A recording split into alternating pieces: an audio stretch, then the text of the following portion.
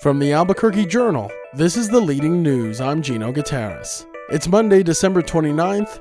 Here's what we're covering on today's episode. A neurosurgeon who lost his New Mexico medical license in 2024 highlights a broader medical malpractice issue in the state. Dr. Mark Erasmus accumulated $19 million in malpractice payments to settle 26 patient claims dating back to 2001, making him, according to one attorney, an example of how a small number of doctors account for the large share of the malpractice payouts. New Mexico ranks among the states with the highest malpractice payment rates, with total reported payouts exceeding $68 million in 2024. Yet data from the National Practitioner Databank shows that while payments have risen sharply, disciplinary actions against physicians have declined. The issue has become a major topic at the legislature, where experts say the core problem is not the lawsuits or the payments, but the persistent malpractice itself. Large jury awards and severe injury and wrongful death cases often drive the debate, though many are later settled for undisclosed amounts.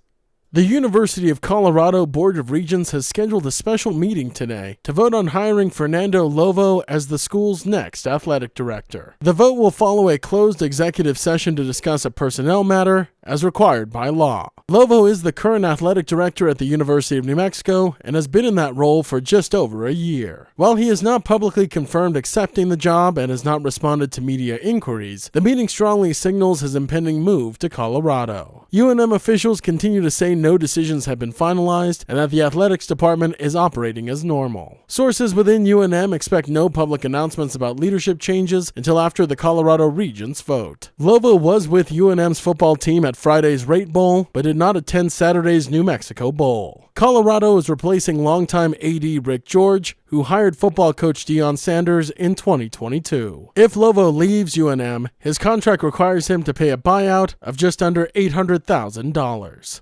New Mexico's 7-day waiting period for most gun purchases is on hold after the 10th U.S. Circuit Court of Appeals declined to rehear a decision that found the law unconstitutional. State attorneys had sought a review by the full court after a 3-judge panel struck down the 2024 law in August, but that request was denied. In a dissent issued on December 22nd, appeals judge Richard E.N. Federico warned the ruling creates legal conflicts and undermines important public safety goals. He argues the law was intended to reduce impulsive gun violence and suicides, and to also close the gap in federal background checks. Federico also noted this appears to be the first time the 10th Circuit had invalidated a firearms law under the Second Amendment. Governor Michelle Lujan Grisham's office said it is disappointed and is weighing their next steps. The decision could have broader implications across the region and potentially affect similar gun regulations in other states within the 10th Circuit.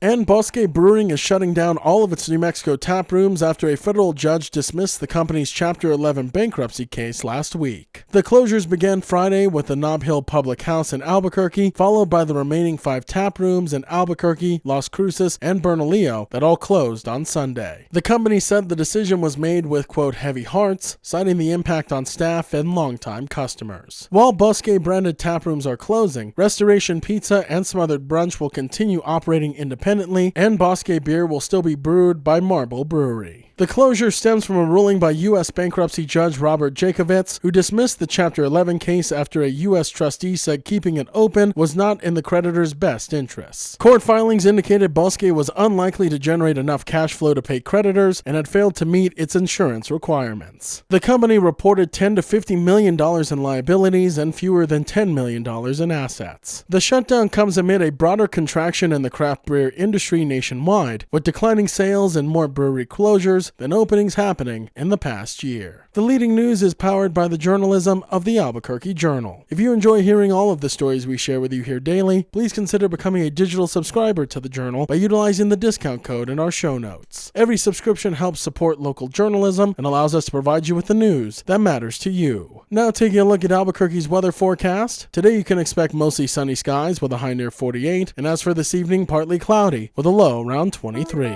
To keep up with all the latest news from the Albuquerque Journal, you can visit our website at abqjournal.com. That's the leading news. I'm Gino Gutierrez. We'll be back tomorrow.